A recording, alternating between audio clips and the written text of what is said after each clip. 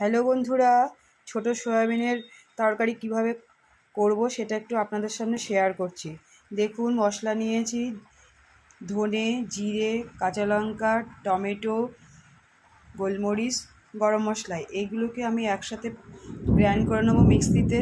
এবার দেখুন, কাঁচা আলু কেটে রাখা আছে। এবার দেখুন, সয়াবিন আমি গরম জলে ভিজিয়ে নিয়ে তুলে রেখেছি। কড়াই গরম হয়ে গেছে, আমি এবার তেল ঢেলে দেবো পরিমাণ মতো।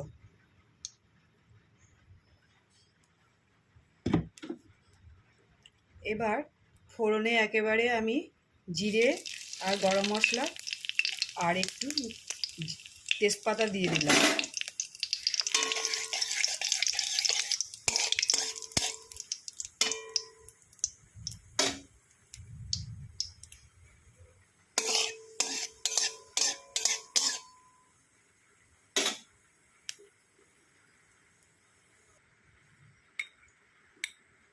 আমি এর মধ্যে আলু ছেড়ে দেবো। আলুটাকে ভালো করে লাল লাল করে ভেজে নেব।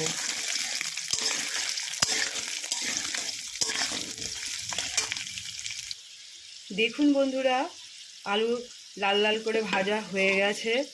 দেখুন, আমি এইবার মিক্সিতে গ্রাইন্ড করে মশলাটা এবার আমি দিয়ে দেব। আপনারা আলুর আগে ভেজে তুলে নিলেও পারেন, যেহেতু আমার এটা চন্দ্রমুখী আলু, সেই জন্য আমি একসাথেই এই যে এবার আমি মিক্সিতে গ্রাইন্ড করে রাখা মশলা দিয়ে দেব।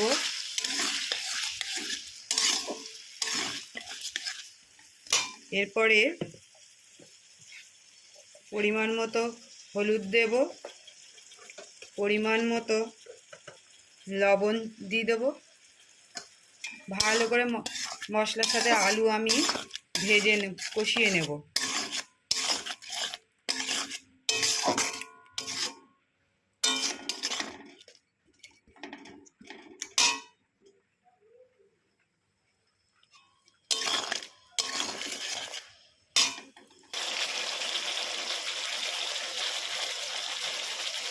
খানিকটা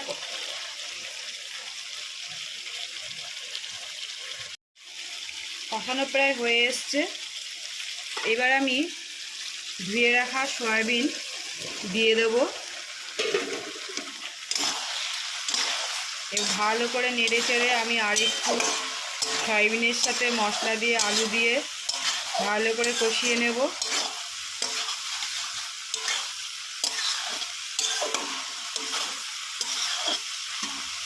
কষানো হয়ে গেলে বন্ধুরা আমি জল ঢেলে দিয়েছি। এইবার আমি ঢেকে দেব।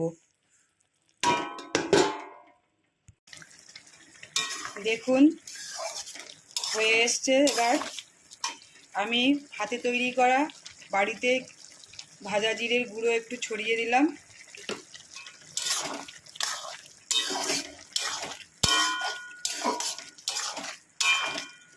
এবার নেড়ে চেড়ে নামিয়ে দেব। বন্ধুরা দেখুন, সয়াবিনের ছোটো দানা সয়াবিনের তরকারি হয়ে গেছে। দেখুন কীরকম হয়েছে, কালারটা বেশ সুন্দর হয়েছে। দেখুন, ভিডিওটি ভালো লাগলে আপনারা লাইক, শেয়ার, কমেন্টস করবেন এবং আমার চ্যানেলটিকে সাবস্ক্রাইব করবেন। এই সয়াবিনের তরকারিটা রুটির সাথেও খাওয়া যেতে পারে, আবার ভাতের সাথেও খাওয়া যেতে পারে। আমার ভাই রুটির সাথেই খাবে, ওকে এই রুটির সাথেই দিলাম। ও খেয়ে বলবে কেমন হয়েছে। দেখুন, দেখো তো কেমন লাগছে। নিলাম, ভালো লাগছে। সয়াবিন গুলো নরম, বেশ ভালো, সুন্দর হয়েছে। রুটিটাও খুব সুন্দর নরম, জলে ভেজানো। এরকম রুটি খেলে গ্যাস হবে না, খুবই ভালো।